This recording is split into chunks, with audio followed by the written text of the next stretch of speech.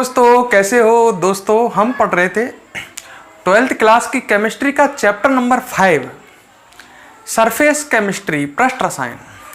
दोस्तों, पिछली last video में मैंने आपको भौतिक व रासायनिक अधिशोषण दोनों को प्रभावित करने वाले कारक और दोनों के गुण बताए थे। अब मैं आपको बताता हूं भौतिक व रासायनिक अधिशोषण में अंतर। इंपॉर्टेंट पेपर में ये पूछा जाता है, तो दोस्तों वीडियो को देखना ढंग से और इसको समझने की कोशिश करना। अगर आपसे रिक्वेस्ट है, अगर आपको वीडियो पसंद आए तो वीडियो को लाइक और कमेंट जरूर करें। दोस्तों, अब हम पढ़ने वाले हैं एक महत्वपूर्ण टॉपिक जो पेपर में पूछा जाता है, हर 1-2 साल में ये आता ही रहता है, भौतिक व रासायनिक अधिशोषण में अंतर। तो देखिए, हमारा टॉपिक है भौतिक व रासायनिक अधिशोषण में अंतर।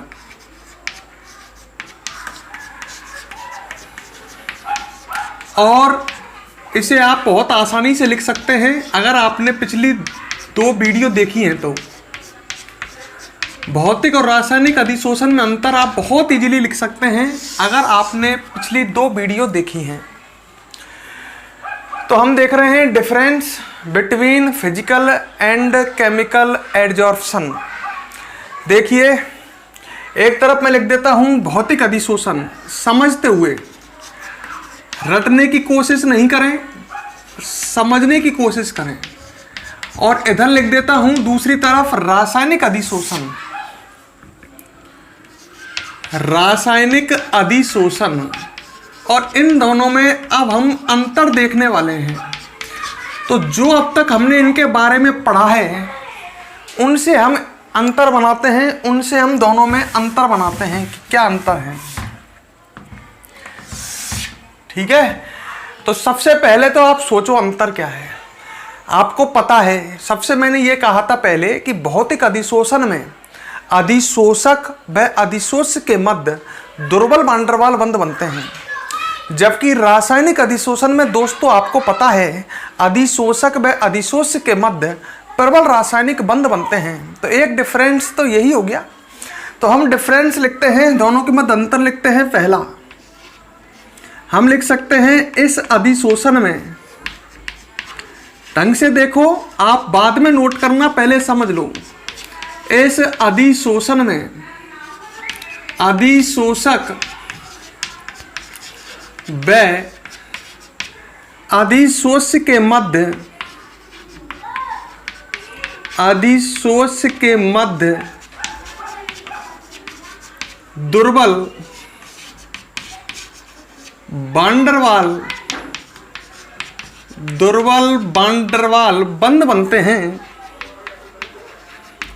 और उधर हम दोस्तों क्या लिख सकते हैं, हम लिख सकते हैं रासायनिक अधिशोषण में अधिशोषक व अधिशोष्य के मध्य रासायनिक अधिशोषण में, या इस अधिशोषण में अधिशोषक व अधिशोष्य के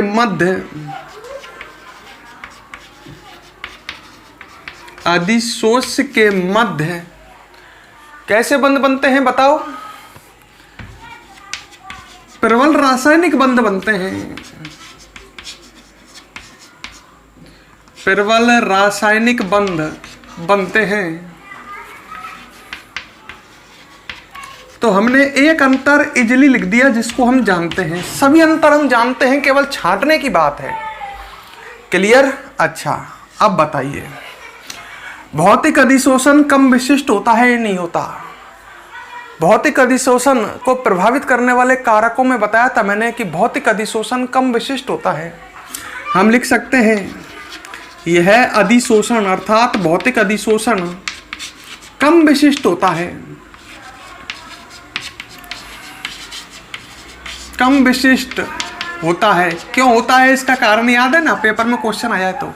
क्योंकि भौतिक अधिशोषण में बनते हैं बंध दुर्बल वान डेर वाल्स बंध, और आपको पता है दोस्तों दुर्बल वान डेर वाल्स बंध कम विशिष्ट होते हैं, इसलिए भौतिक अधिशोषण कम विशिष्ट होता है। केवल इतना लिख देते हैं। दूसरा इधर लिख सकते हैं रासायनिक अधिशोषण जो है रासायनिक अधिशोषण उच्च विशिष्ट होता है। कारण पता ही आपको क्यों? मैं क्वेश्चन पूछ रहा हूं, मन में जवाब देते चले। क्यों होता है? क्योंकि यहाँ बनते हैं प्रबल रासायनिक बंध, और प्रबल रासायनिक बंध जो होते हैं वो एक विशेष परिस्थितियों में बनते हैं, अर्थात उच्च विशिष्ट होते हैं।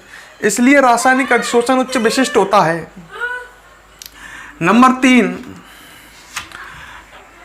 अच्छा, आगे बढ़ते हैं। मैंने बताया था भौतिक अधिशोषण अधिशोष की प्रकृति पर निर्भर करता है। ध्यान करो, भौतिक अधिशोषण अधिशोष की प्रकृति पर डिपेंड करता है। जो गैसें आसानी से द्रवित हो जाती हैं उनका भौतिक अधिशोषण अधिक होता है, और जो गैसें आसानी से द्रवित नहीं होती उनका भौतिक अधिशोषण कम होता है।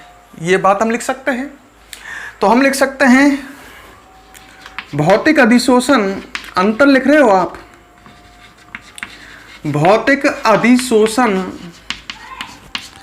अधिशोष की प्रकृति पर निर्भर करता है।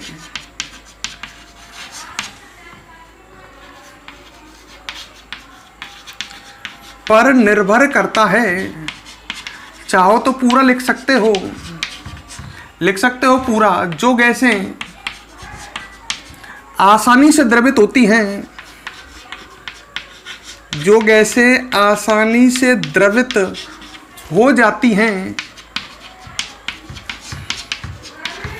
उनका भौतिक अधिशोषण अधिक होता है। ये पढ़ाया है आपको और मैंने सब कुछ लिख दिया है।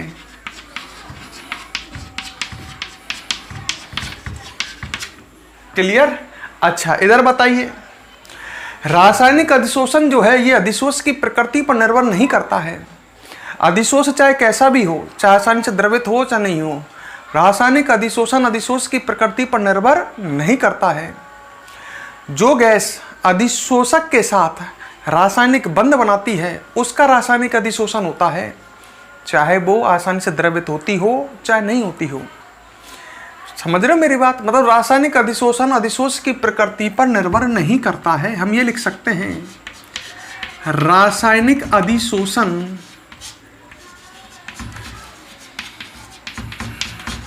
अधिशोष की प्रकृति पर निर्भर नहीं करता है। समझ लो, लास्ट में लिख लेना, अधिशोष की प्रकृति पर निर्भर नहीं करता है। और लिख सकते हैं समझने के लिए, जिससे हमारे याद रहे, जो गैसें अधिशोषक के साथ रासायनिक बंध बनाती हैं, अधिशोषक के साथ रासायनिक बंध बनाती हैं, उनका रासायनिक अधिशोषण होता है, उनका रासायनिक अधिशोषण होता है। क्लियर? हाँ, उनका रासायनिक अधिशोषण होगा, चाहे वो आसानी से द्रवित होती हो चाहे नहीं होती हो। क्लियर मेरी बात? अच्छा, 3 अंतर तो ये हो गए, और अंतर बताओ, सोचो। आगे बढ़े अपन प्रभावित करने वाले कारकों में। तो मैंने आपको बताया था भौतिक अधिशोषण उत्क्रमणीय होता है। कोई पूछे क्यों होता है, पिछली वीडियो देखिए तो आंसर दे सकते हो। क्योंकि भौतिक अधिशोषण में अधिशोषक व अधिशोष के मध्य दुर्बल वांटरवाल बंध बनते हैं। क्लियर है मेरी बात? कैसे बंध बनते हैं दोस्तों? दुर्बल वांटरवाल बंध। तो हम ये बात लिख सकते हैं, भौतिक अधिशोषण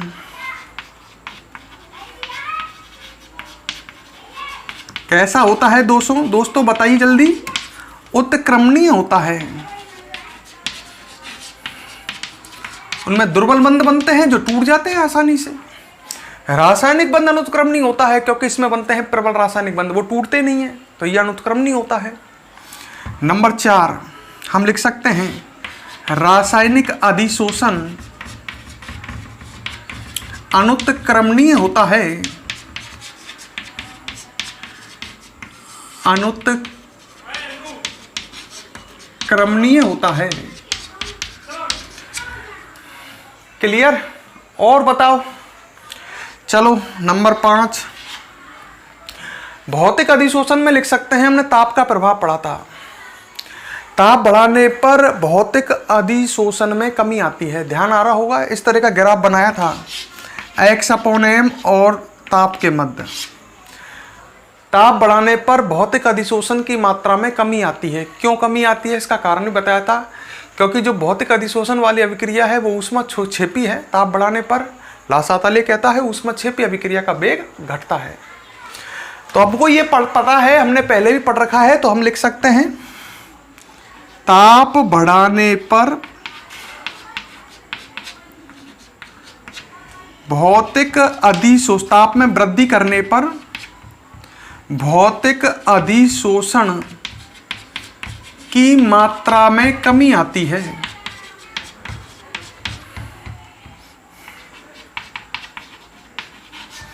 ये पढ़ा है, भौतिक अधिशोषण की मात्रा घटती है।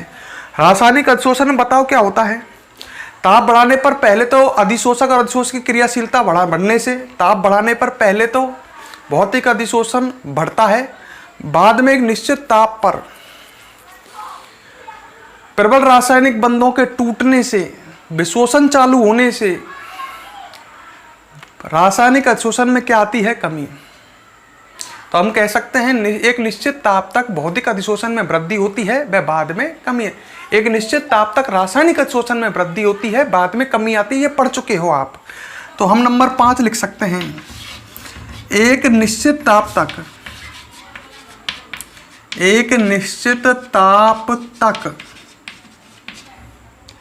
रासायनिक अधिशोषण में वृद्धि होती है, वह बाद में कमी आती है। बाद में कमी आती है। क्लियर? और लिखो, चलो देखो 5 पेपर में पूछता है तो 4-5 अंतर पूछता है, आप इजीली लिख दोगे। दाब का प्रभाव लिख सकते हो नंबर 5। नंबर 6, दाब बढ़ाने पर आपको पता है भौतिक अधिशोषण की मात्रा में वृद्धि होती है। याद आ रहा होगा, ग्राफ भी बनाया था, लासातली, याद आ रहा होगा। उस दिशा में वेग बढ़ता है जिधर आयतन कम होता है। तो दाब बढ़ाने पर, ये समझ में तब आएगा जब आप लास्ट 2 वीडियो देखेंगे। दाब बढ़ाने पर, डायरेक्ट लिख रहा हूं मैं, भौतिक अधिशोषण में कमी आती है। भौतिक अधिशोषण की मात्रा में, या डायरेक्ट लिख देता हूं, भौतिक अधिशोषण में कमी आती है।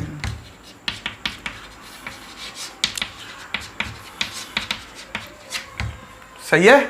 और इधर लिख सकते हैं हम नंबर 6, दाब का प्रभाव नगण्य होता है। आपको पता ही है, दाब का प्रभाव नगण्य। रासायनिक अधिशोषण पर दाब का प्रभाव नगण्य होता है, ना के बराबर होता है। और अंतर लिखो, भौतिक अधिशोषण में आपको पता है अधिशोषण एंथैल्पी का मान, अधिशोषण एंथैल्पी याद है क्या? अधिशोषक की पृष्ठ सतह पर 1 मोल अधिशोष्य के जुड़ने पर मुक्त होने वाली ऊर्जा, और भौतिक अधिशोषण में अधिशोषण एंथैल्पी का मान कितना आता है? 20 से 40 किलो जूल। इस अधिशोषण में अधिशोषण एंथैल्पी का मान, मैं शॉर्ट पे लिख रहा हूं जगह को देखते हुए, अधिशोषण एंथैल्पी का मान 20 से 40 किलो जूल, पूरा लिख लेना, प्रति मोल होता है। 20 से 40 किलो जूल प्रति मोल दिख रहा है, 20 से 40 किलो जूल प्रति मोल होता है। और इसमें क्या लिख सकते हैं ऐसे ही, नंबर 7, इसमें अधिशोषण एंथैल्पी का मान कितना होता है? 80 से 240 किलो जूल प्रति मोल। समझ गए? तो एक अंतर और लिख लेना, अपनी भाषा में खुद बना लेना। नंबर 7, भौतिक अधिशोषण में अधिशोषण एंथैल्पी का मान आता है 20 से 40 किलो जूल प्रति मोल, और रासायनिक अधिशोषण में कितना आता है? 80 से 240 किलो जूल प्रति मोल। तो बड़ा सिंपल टॉपिक, मैंने अपनी मर्जी से कुछ भी नहीं लिखा है। मैंने जो लास्ट 2 वीडियो बनाई हैं उनके आधार पर भौतिक और रासायनिक शोधन में अंतर लिख दिया है। इंपॉर्टेंट पेपर में आता है। तो दोस्तों पेपर में 4 या 5 अंतर आपसे पूछेगा, तो आप 4-5 अंतर लिख सकते हो। जैसे लिखाया गया है, एक बात और सुन लो दोस्तों, अपनी मर्जी से आप उसमें हेरफेर करते हो भाषा में। आपको जैसा लिखाया जा रहा है वैसे की वैसे ही आपको याद होना चाहिए और वैसे की वैसे ही आपको लिखना चाहिए, क्योंकि जब आप अपनी मर्जी से लिखते हो तो उसके जो आप लिखते हो उसके अर्थ को अनर्थ बना देते हो। मतलब आप बढ़िया ढंग से भाषा नहीं लिख पाते हो और जो आप लिखना चाहते हो उसका अर्थ ही बदल जाता है। तो दोस्तों आप वैसे की वैसे याद, देखो थ्योरेटिकल चैप्टर है, इसमें तो आप जितना बढ़िया लिखोगे उतने ही बढ़िया अंक आएंगे। तो आपको तो ये ढंग से याद होना चाहिए, ढंग से याद होगा आप बेहतर ढंग से लिख सकते हो। वीडियो को पॉज करके फटाफट इसे नोट कीजिए, फिर आगे की बातें करते हैं हम।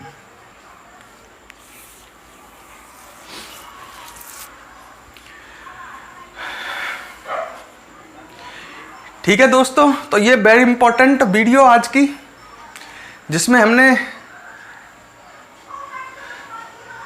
इंपॉर्टेंट एक क्वेश्चन देखा है, ये समझो। अब हम आपसे नेक्स्ट वीडियो में मिलते हैं। ठीक है भाई।